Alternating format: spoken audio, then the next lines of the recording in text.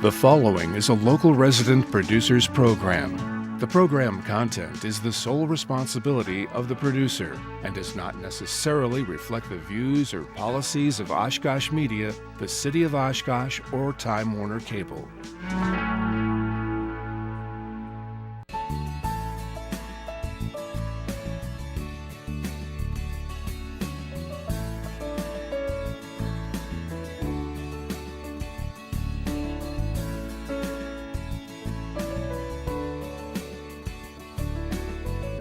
Hello, this is Edward Kastner for another edition of Making It Happen. Tonight, beside me here, I have Roxanne Rolph. Thanks for joining me, Roxanne.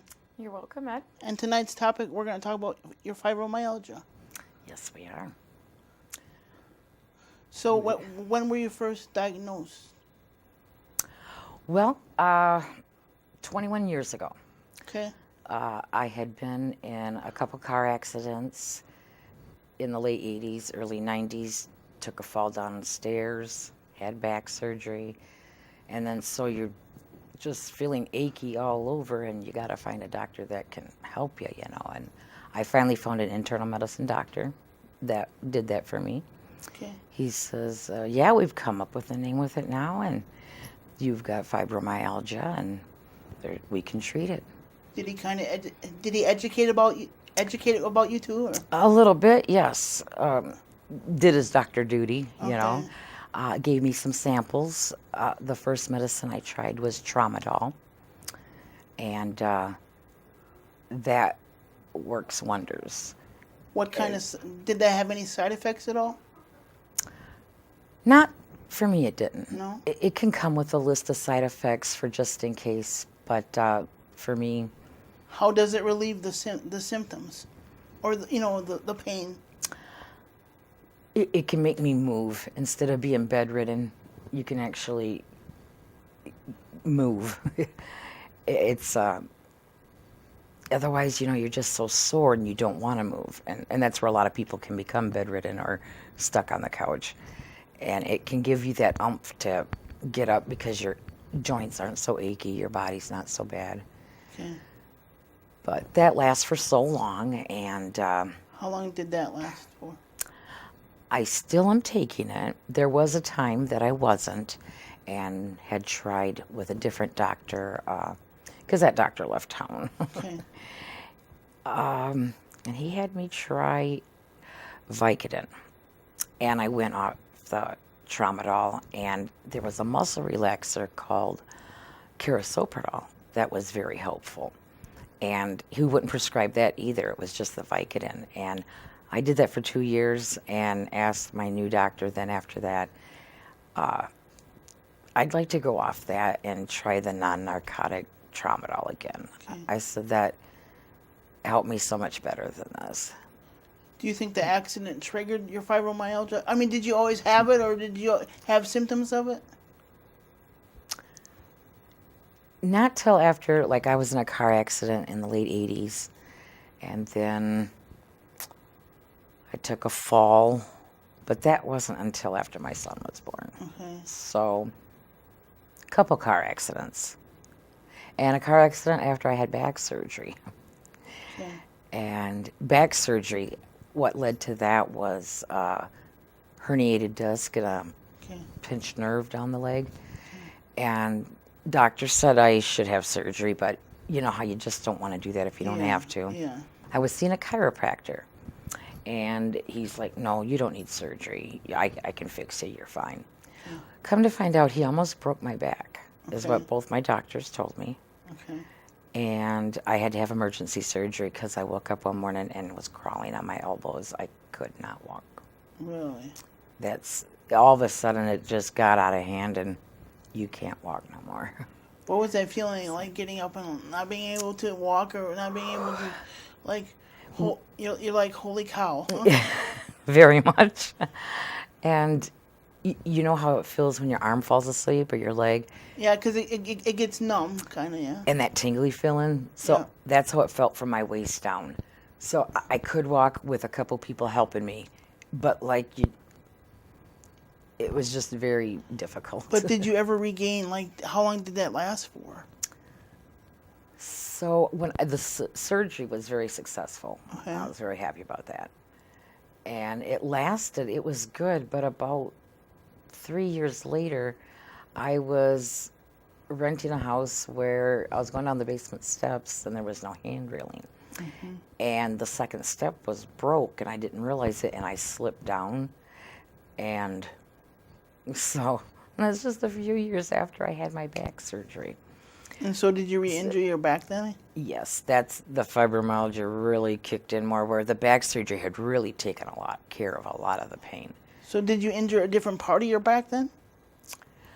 What the doctor that diagnosed me said was it can happen after like a series of your body being abused. Traumas? There you go. So many car accidents you can take and falls and slips.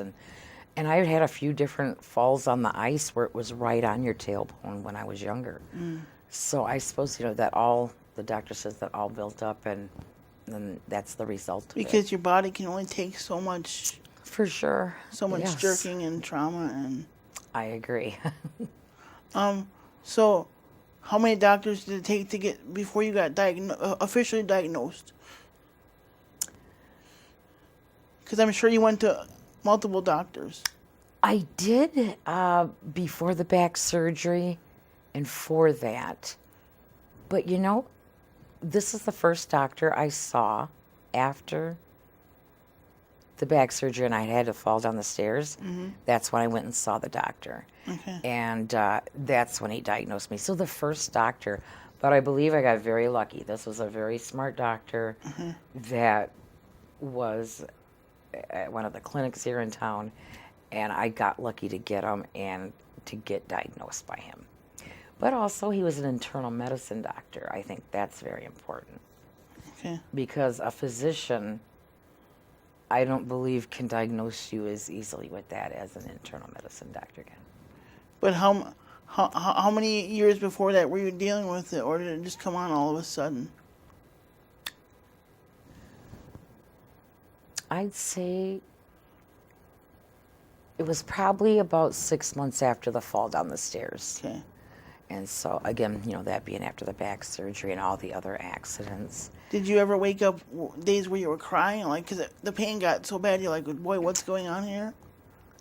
I didn't wake up like that, but come afternoon when it's a really cold, bitter winter day or a very rainy day, the middle of my back can get extremely sore, like somebody hit you with a baseball bat. Sometimes then I want to cry. But I thank God for the good doctor I got now and the medicines I'm on now, and that's helping a lot. What other kind of medications do you take to help alleviate the pain and the? So I had mentioned the tramadol and the carisoprodol. I believe narcotics don't really help your pain. It can make you deal with it, but I think it just makes you not want to do anything. And then therefore you get worse. Because with the narcotics too, you can actually fall asleep or become drowsy and for some people, or get really sick. Right. Or some people, then, they get addicted. So, and my doctor, when I had suggested to him about going off the Vicodin to the tramadol, he was like, oh, anytime a patient wants to go off a narcotic and onto a non-narcotic, I got no problem with that. Okay. So I got lucky with that. Another very good medicine is gabapentin. Now, it works very well for me, and some people I've met it works for, but it's not for everybody. You try different medicines. Is there any side effects to that? There are side effects with everything. Okay. But I thank God I've never had any of the side effects with any of my medicines. What are some of the side effects to gabapentin, if you can remember? Probably, you could get nausea, sleepy. Yeah. But that doesn't happen for me. Okay. On TV there's a list of symptoms, side effects, but so that comes usually with all medicines, I have to say. How does gabapentin help you the most? That medicine, I feel it's very good for your, not your joints, but your muscles. And that's what can keep me going. That medicine, I believe, is why I can actually work, where a lot of people on fibromyalgia can't work. And if I think they had the right doctor and got the right medicine, because sitting and or being in bed is the worst thing you can do. Exercising. Now, I don't exercise regularly, but I'm feeling a little better now, especially with spring coming, that I feel I could get into the exercising again. And my daughter's coworker is dealing with it, and she swears by the exercising that helps her. I guess I have to have the energy before work because I definitely don't have it after work. So I'm working on that exercising thing. Because you work for running Inc., so you have to push a lot of. Those people aren't the lightest people, so you have to push a lot of wheelchairs, and it's a very hard job. It can be. You're right. With some people, Somebody with fibromyalgia, it doubles the. So I'm very lucky. I got a very good boss. When there's very cold days or snowy days or very rainy days, she'll ask me, do you want to work? And I'll be like, oh, if you can handle it without me, that would be great. And then she'll usually just let me have off. With you being in pain, how does it affect you on a personal level? We talked about pain-wise, but personally, how does it affect your emotions and, because... Yeah, that is something that sometimes you got to deal with because you can get frustrated on the bad, cold winter days, and you can get down in the dumps for sure if those days last so many days in a row. But again, more so if you're not on the medication. Well, where would you be without gabapentin? Again, with that, because the tramadol worked for so long, I'm still on it, and it does work, but I only take a couple pills a day instead of more than that like I used to, because I felt like the gabapentin was working better. So that is where I get my oomph to get up and go. What kind of, I know your husband's not here to talk about it, but what kind of emotional toll does it, because when you have a condition, it can not only affect the wife, but it can affect the husband too. That's very true. A lot of people don't think about that. Because it affects the whole family unit. That is so true, especially for my family. I've got a wonderful family, supportive. My son, he's the youngest, so he was at home more to help me in the later years. He's 22 now, so. But I was very grateful to have him. He would cook suppers, no problem, so that I wouldn't have to cook supper and do dishes and such. And my husband's been absolutely wonderful. He deals with it very well. He's an excellent, supportive husband. Yeah. Yes, I'm very happy and very lucky. Then again, we've been together 32 years. 32 years. He says through sickness and through health is what I signed up for. So you were officially diagnosed with the fibromyalgia when? What year? In the 80s, would you say? No, that's when my first car accident was. I wasn't the one driving. Okay. When I got diagnosed, that would have been about 22 years this time. 22 years. Yep. And has it gotten better or has it gotten worse as you got older? You've got your good days and you got your bad days. And if you hurt yourself again, then you'll have to, you recuperate again from that. Like, do you notice a significant pain tolerance with the weather? Because, if it's going to snow, I'm a little more sore today than usual. That's a good one, Ed. Yeah. I can usually tell the weather better than the weatherman. And I usually get the symptoms 2 to 3 days ahead of time. Okay. And I only say I'm better than the weatherman because I tried it one time, and I was right 4 times out of 7, and they were right twice. Can we backtrack a little bit and talk about the 6 months before you seen the doctor and because you're like, because after you get injured, you're like, I'll give it some time. I'm not going to go in right away. It may get better, That's true. I guess you deal with the aches and pains so much, and you're just at your wit's end where you finally decide, I got to see a doctor about this, because I had a baby and I had to take care of him, and I had a daughter, a husband. You had to do your duties, and How was it having pain and trying to take care of a baby? it was very challenging, especially after the fall down the stairs. The first doctor, he had me on some heavy narcotics, and so I think that's probably what led me to within 6 months to see a regular internal medicine doctor versus a physician. From my experience, a physician will do more so in the past, more so than narcotics than an internal medicine doctor. Because I'm sure you wanted to get down and play with the baby, but you couldn't because of the pain. Very true. I did miss out on a lot in his early years because of that fall. How did that make you feel personally? You will go through some can go through, like I did for a little bit, a depression. How long did that last? About a year. Okay. I'm guessing about the time it ended, the depression is when the medicine is really kicking in and helping, and I'm able to do more, and being able to get out and do more is the key to not being depressed also, I feel. Stay at home all the time, that's a good way to just feel depressed. Did you ever have to go to counseling for it? I have. Okay. In the past, yes, I have, and I'm glad I did. And there's no shame in that, right? No shame at all. You ask your doctor for help. Well, this is just another different kind of doctor that you're asking for help from. And they're non-biased, and they actually listen. I mean, some counselors listen. It just depends on which kind you get. So some will listen to you, and some won't. So, I've gotten lucky, and they listen. And some of them are the only ones that can prescribe you a certain medicine for your depression. A doctor will send you to a counselor, a psychiatrist, for that.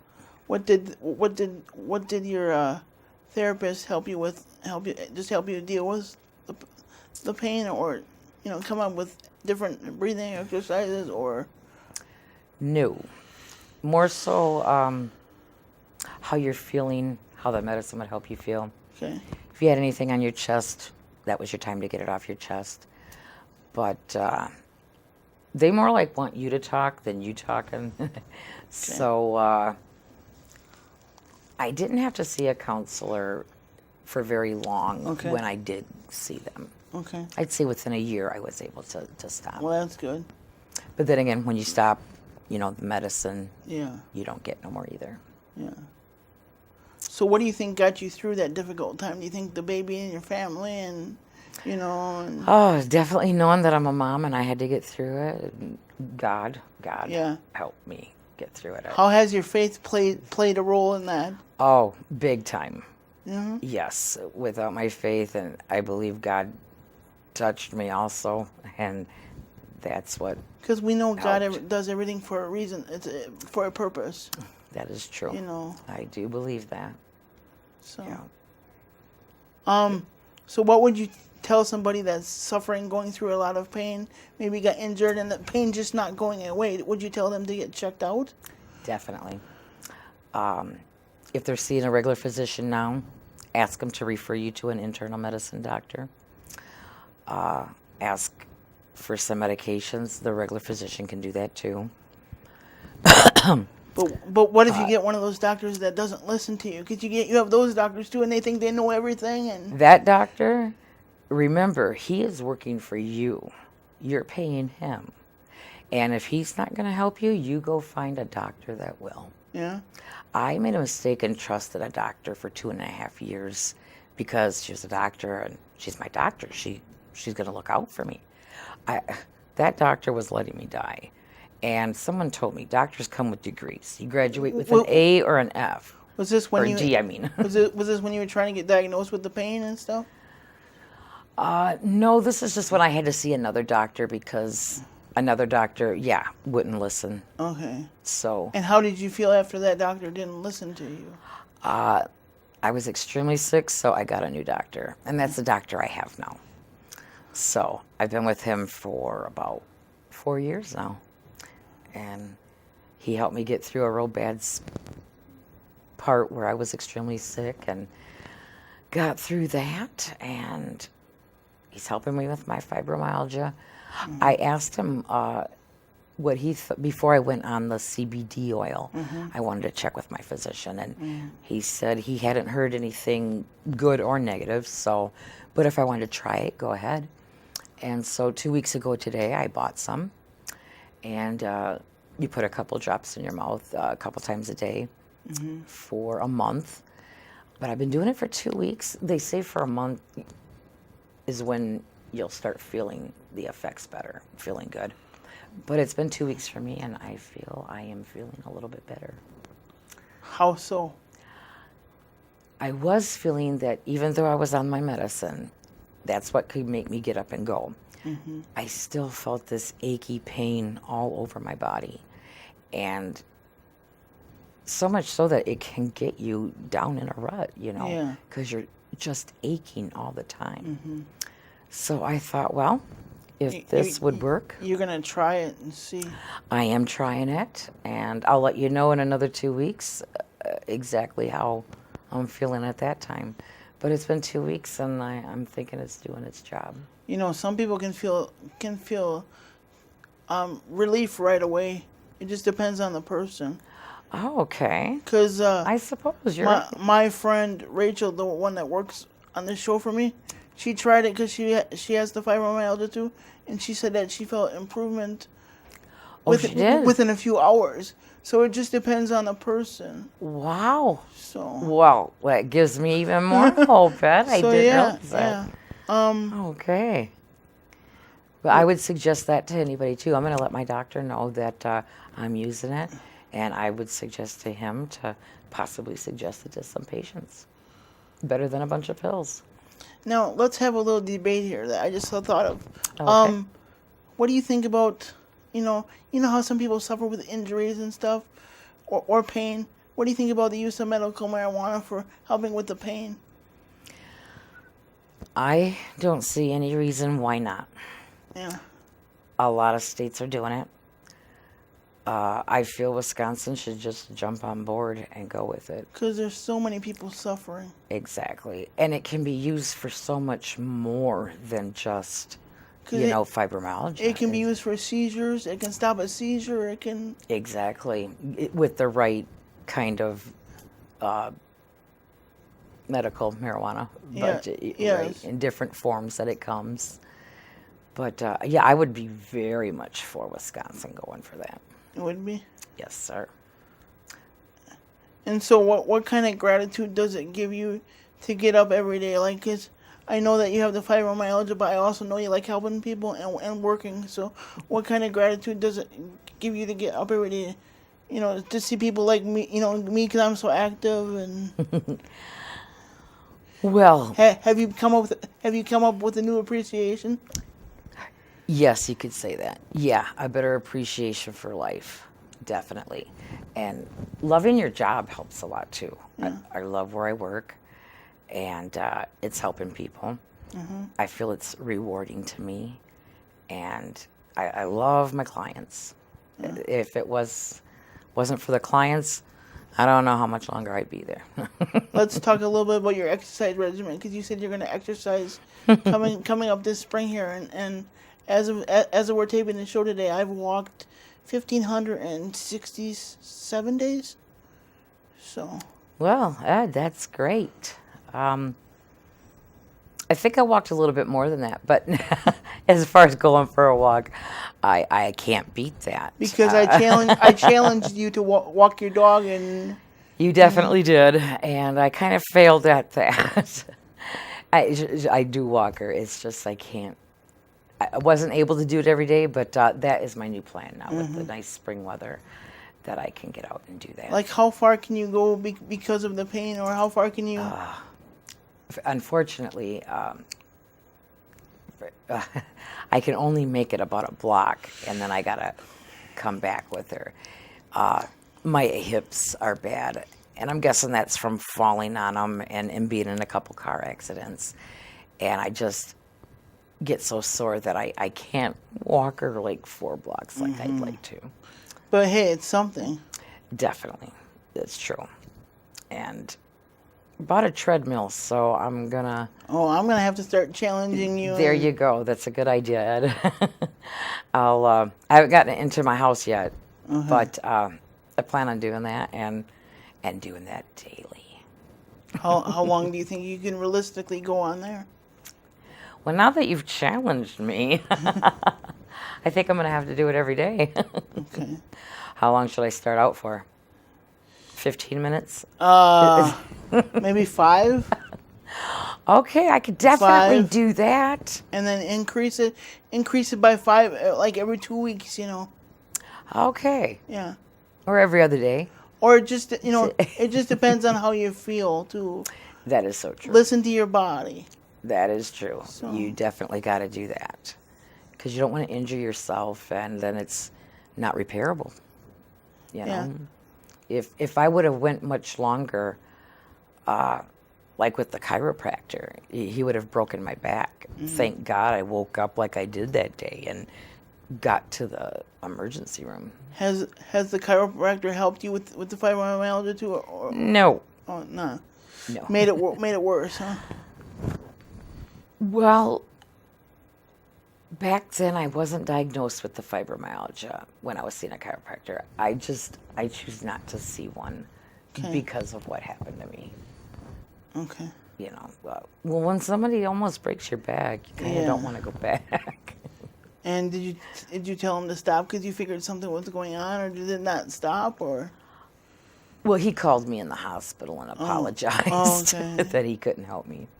And I said, yeah, I wish. Did you he tell coulda. him that he went too far?